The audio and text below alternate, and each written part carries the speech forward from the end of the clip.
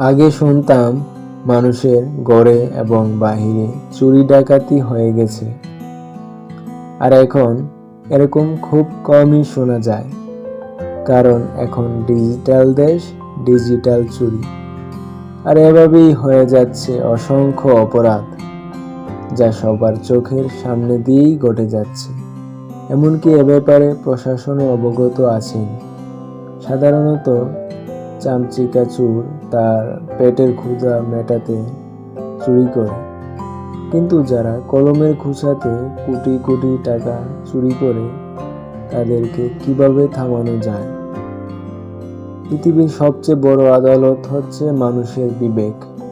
যাদের মস্তিষ্ক সুস্থ নেই, তাদের বিবেকে বাধা নাও দিতে পারে, কিন্তু যাদের সুস্থ মস্তিষ্ক আছে, তাদেরকে বিবেক বাধা দেওয়ার পরেও এ ধরনের অপরাধ করে যাচ্ছে।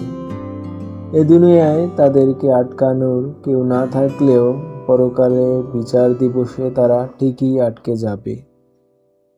Thanks for watching. Don't forget to subscribe.